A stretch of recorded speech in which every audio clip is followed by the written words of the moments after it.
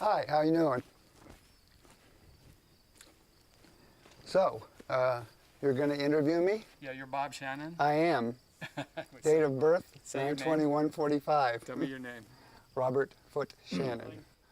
So did you want to talk about this building? Yes.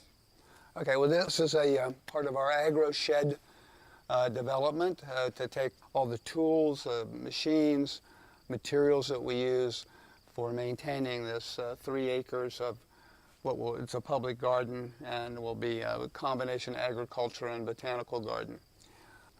And it's got 4 corners which are light monitors that go above the actual roof, which will have all the light bounce to mirrors down to give it the most even light possible in the space of natural light.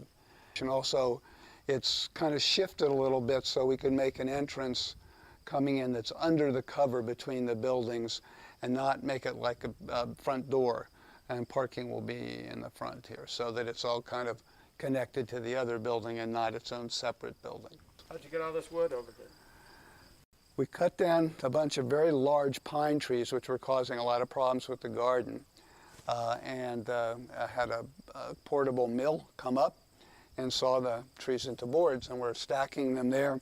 They'll be dry by next summer when we're going to make them into our siding.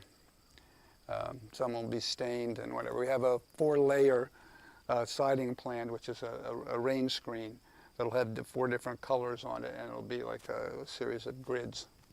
I'm still working on exactly how that's going to look, but it'll be... You're making drawings for this? I'm making drawings for it. Like on the on the computer, yes. On the yes, computer. just like everybody else in America, so in the world maybe now. Anyway, so what would you like to see next? I'll give you a little tour here. Let's start right here and we'll head down the driveway. This is the unfinished end of the fence that goes down the entire property. You can see we have pieces for it here. This is not the end of it yet, so we're still working on that. It really isn't a fence, it's a sculpture, but we call it a fence because everyone thinks it's a fence, and it has the aspect of luring people in from the road. When they drive by and see it, they get curious and they come in, and it helps us connect with people, tourists or neighbors or whoever. The interesting thing about this project is that it's all equilateral triangles. They have 3 different angle positions, and you can make it do all kinds of things just with that. So that's the sort of challenge, the sculptural challenge. It's the same challenge that when you do housing, that you want to have like lots of housing units, but how do you put them together so that it isn't just like things repeated over and over again, which is boring. So anyway, we'll go on further.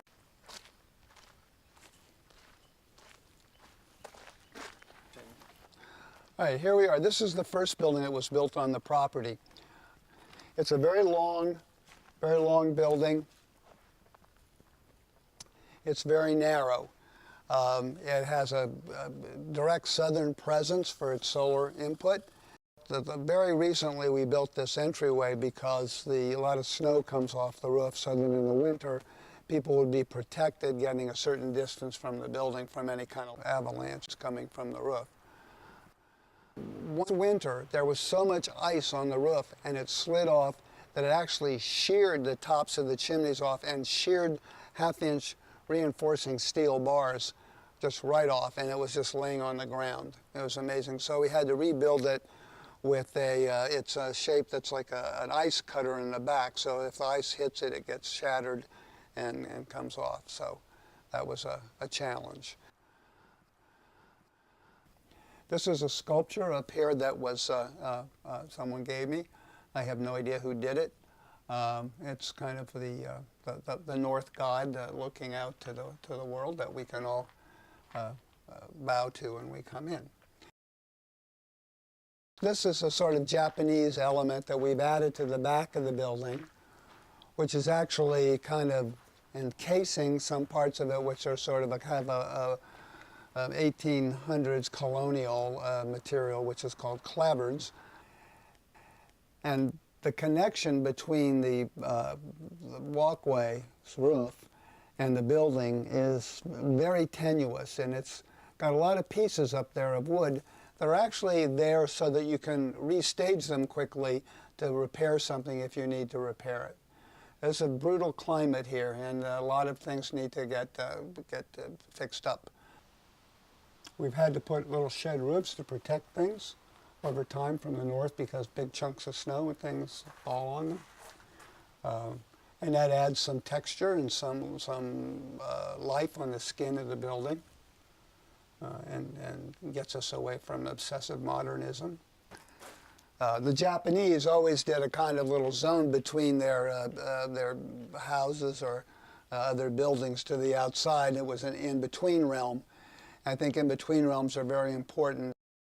I think there's an interesting view when you look at all this sort of complexity of staircase and roofs and all this in here that just begins to work for me. Even when you use little braces to tie things together, they become part of the sculpture of the thing. And usually there's some reason that they're there. There's maybe not a reason why they're exactly the way they are. That might be capricious, but basically they have a role to play. They have a use, as Charles Moore, one of my mentors, said that they should always have a use. Form has something as a shape with a use, and you should use it, but you should massage it. And by that he meant that you have to do something to it that's not just self-evident. Over here we can talk about these columns. This element is a fire stair, and it has two columns out here holding it that are different. One is a kind of modern interpretation of a Doric column, and the other is an interpretation of a Corinthian column. And these forms were somewhat difficult to make. And one of my best proteges, named Matthew Brader, who still has been doing some curation for the art gallery, when he was like 20, I told him that he had to make the forms for this. And he didn't think that he could do it, but he did. He did do it. And I think it was a very profound moment for me and for him that if you force someone to do something that is very difficult, they often will be able to figure out a way to do it, and you don't have to hand-hold them through the process. Now, this corrugated concrete block, of course, was originally designed by Paul Rudolph, who was the chairman of the architecture school, who left the year before I actually attended it, but who was responsible for the corrugated concrete building, the art and architecture school, which is actually, I think, a very brilliant building. There's parts of it that don't hold up well here that we've had to kind of patch and over time. On the north side, you can see that the erosion is fairly significant. I'm not sure that we shouldn't let it sort of do this like the grotto or the Rococo in Italy. But we may have no choice in the matter. It's just going to look like that. So it's really interesting when you add things to something, and it makes you realize that the initial thing is not so precious that you did, that you're actually making it better, as opposed to just, having to say, oh, I have to add this, it's too bad. It's like, what's my next opportunity here? I mean, you should look at additions and repairs as opportunities to do something else.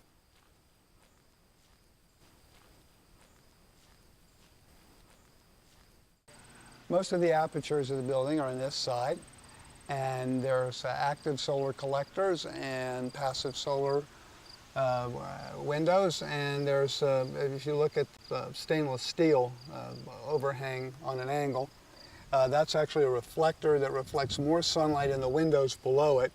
Also somewhat protects it from rain, from the high sun in the summer, somewhat, about half of it shaded. This part was added later. Originally, you'll see, when you see the model and the photographs of the original building, is that from here over to there, this was just a void underneath. And the idea is we drove and parked underneath it, but it didn't really work very well because it was so open that all the snow would drift in, and it was a nightmare. So we decided to make a garage underneath and make a little woodworking studio above. which has now been converted. The garage part's gone. It's a little workshop for repairs and tools and things, and then the top part is no longer a workshop, it's a lounge. And some of the lounge, the bottom row of that glazing, is actually a solar collector, and it's operated by this photovoltaic that you see below it. You need to have some active systems as well as passive systems if you really expect any kind of efficiency. You know, so many people worked on this that worked for me. I would get them periodically.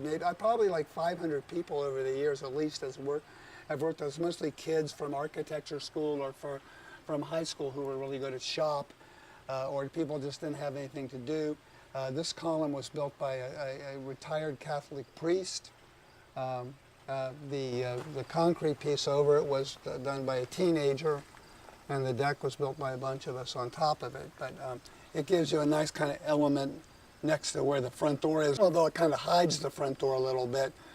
So I think some people have trouble with figuring out how they get into the building. But being lost is a good part of architecture, because then you actually look at stuff that you otherwise would just walk right by, especially if you're looking at your device all the time. So, okay, well, we wanted to add a swimming pool, dipping pools basically, and a garden.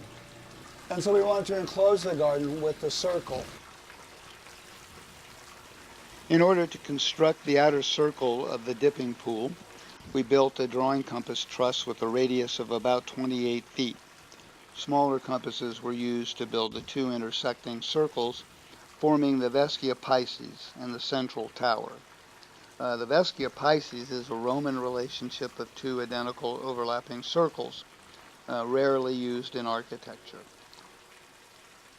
So what I decided to do is not have the pool be the center or an object in the space, but to be part of the definers of the space that would be, that you would just relax in or whatever. There's two kinds of pools. One is sort of shaded and one is not.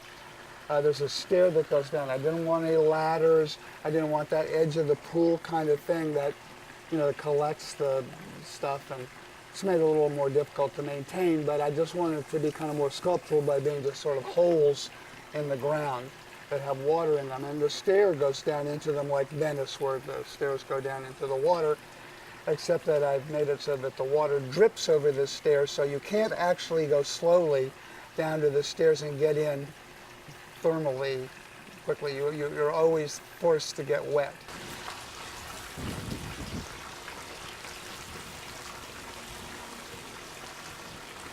Okay, from here you can see the garden, and you can see off a little bit into the other part of the gardens. And underneath us is the tool shed for maintaining this garden. It has a bunch of tools and the motor for these fountains, which run off of a photovoltaic, which is right behind me right here. It's nice the way the design of it was. When it's sunny and the sun comes out, the fountains go.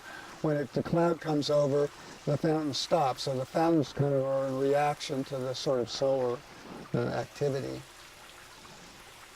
A lot of this is built out of timber tech.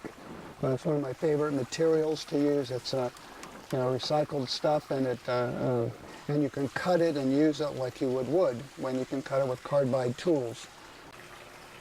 There's a big solar collector here, which puts a lot of energy into the bottom of the building, the bottom floor of the building in the winter. There's this octagonal one actually heats the vestibule, and it's a better shape than in a rectangle because there's no corners for air pockets to develop. And when this was an in through this door, and then they would move their cars later to the parking lot. So this is essentially the main entrance to the building. This staircase extends all the way to the top and can be used as an inside fire stair. It also goes up into the lounge. It's based loosely on the Laurentian Library staircase by Michelangelo. This is one of my favorite railings I've ever designed. I think it's very elegant and it's pretty rugged, and it's got my favorite material on here. So let's go upstairs. Okay, this is the lounge. That used to be a lot of other things.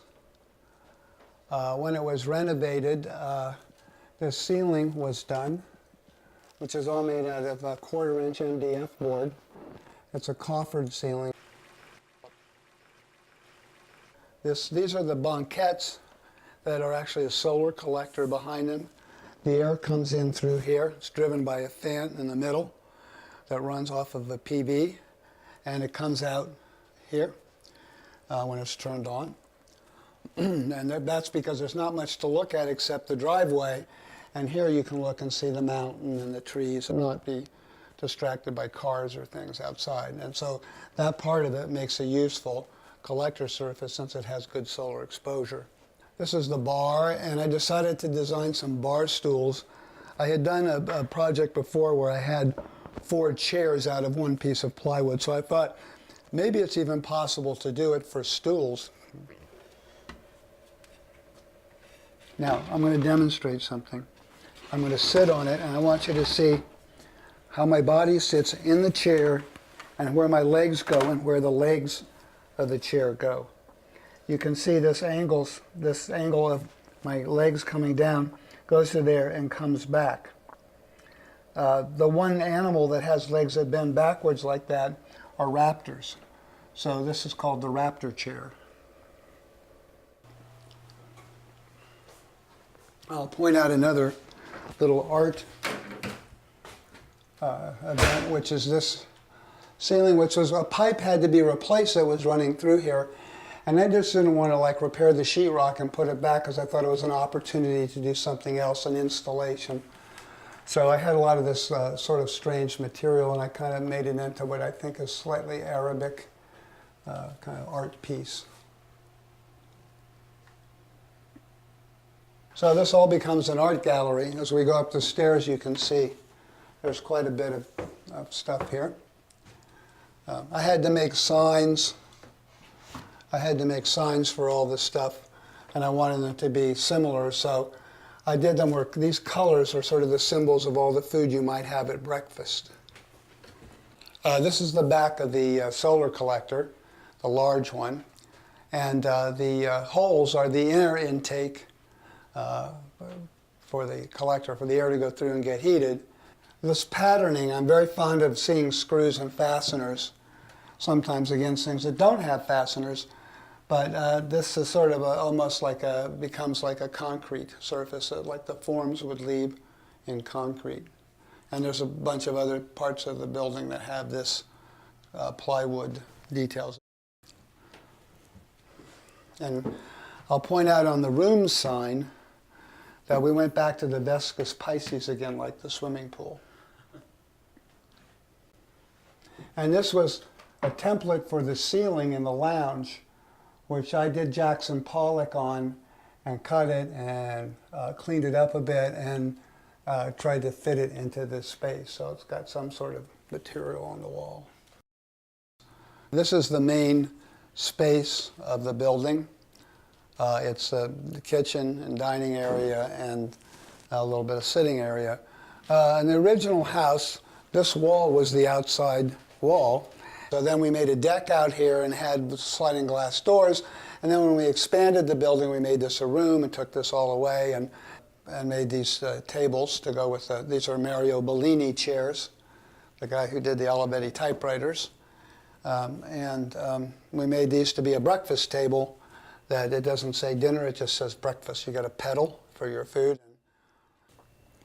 And we don't have a lot of art on the walls because this architect decided these walls wouldn't have art on the wall, they would just have paneling. And the paneling works at the divisions of the different plywoods are all based on windows, the height of the windows and the position of the windows, and they all intersect each other, those lines, which is the origin of the pattern. So in this main room, we have this siding material, which was the original first siding on this building, which was pine, and it weathered very severely. It was replaced with cedar that was stained, and also another extra bit of insulation when we redid it. So we kept all this to use as an interior finish, but I didn't want to look like somebody's basement playroom, so We have this sort of painted reveal here. We have the lines scratched into it where the screws go and the visual screws, so it creates a pattern. Plus there's a variation of these grayness things which had to do with where it was on the building, how much sunlight it got. And this material which we explored, which is layering masonite and just regular AC plywood together, and it gives a sort of African texture to it. The kitchen has a lot of tile patterns.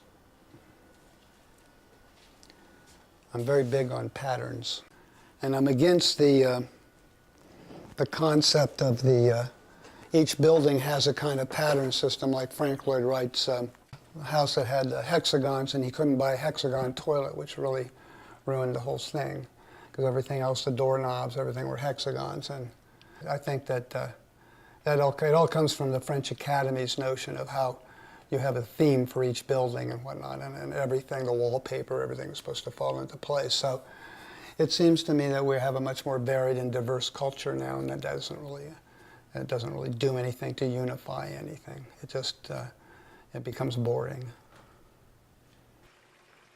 Yeah, there was a problem with bedrooms over here and bedrooms over here having visual contact, and there had to be something to sort of block that, and I just didn't want to do another screen, so I thought, well, I'll make a sculpture and I'll put it up there and it'll be so intense so you can't see through it, and then make one side devoted to this room and the other side would be different, devoted to that room. Okay, these are homemade lights that are made out of plumbing fixtures, and the circular element that holds them to the wall is what is underneath your toilet, holding your toilet to the floor. And I like this particular design. It's very nice and elegant, piece of plastic casting. And when I went to the store, I asked them I said, could you please order about 20 more of these? And they said, well, how many toilets are you going to have in that building? And I said, they're not for toilets, they're for wall sconces, light sconces. And they said, is that strong enough to hold the toilet on the wall? And I said, well, that's not the hard part. The hard part's keeping the light bulb on underwater. These are the sort of amusing conversations you can have at your hardware store. This is the deluxe room. It's called the Outlook room.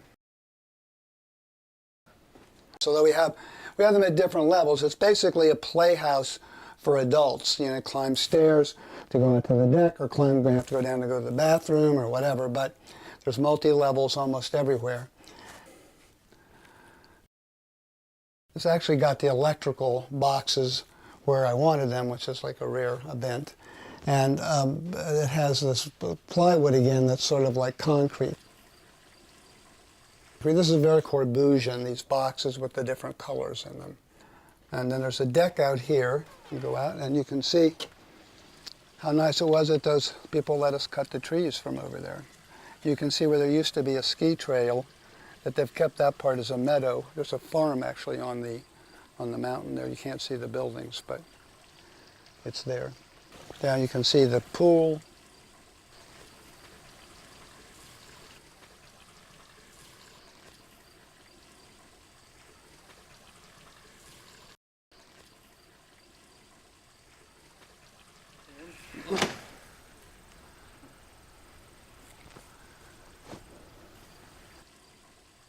All of the bedrooms in this building have balconies.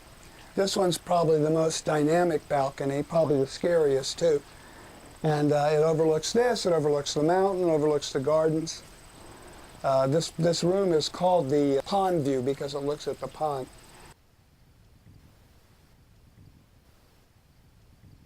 This is the fire stair from the top.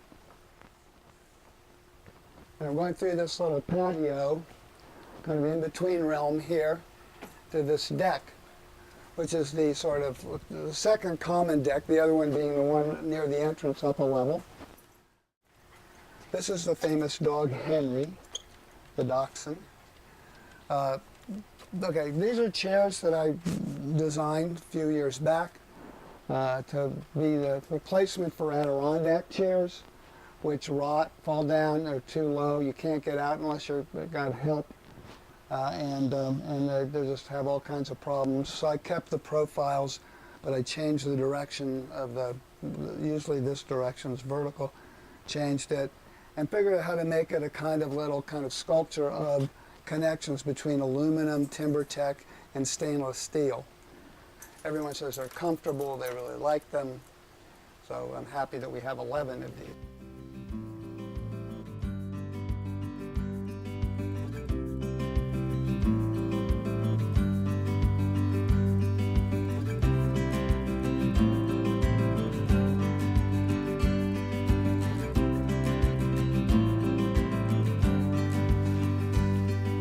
This is the corner house. This building was a spec house. It was purchased by the guy who came to photograph it for House Beautiful. And he had it for, I don't know, 10 years or so. And then he moved out west and it sat there and no one was doing anything, no one was maintaining it. So I bought it back to get 4 rooms out of it. But in order to do that, it had to have a fairly drastic renovation, which involved students from RPI and children of friends to come and work on it. There was a lot more glass facing south than the old one. I reduced it because it was not the right balance between heat gain and heat loss. We have better insulating curtains than we had before. It has more access in and out, and it's, I think, much more fun to live in than the other one. The other one was kind of excessively architectural, maybe. The stone wall with the gravel was part of the original. That didn't change. That was the original concept, where the stone wall that comes along the driveway wraps around the building and then keeps going. We added this bed in here because the line of this bed goes to the center of the circle in the middle. So we're creating some sort of subtle geometric relationships. We go from lamium to moss. So we'll go in and look at the interior a bit here. There's a vestibule for hanging coats. It's an airlock into the building.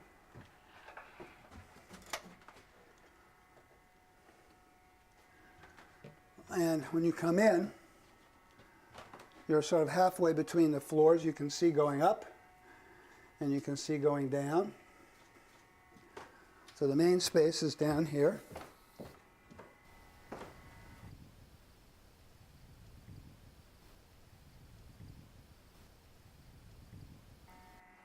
It's a fairly small space.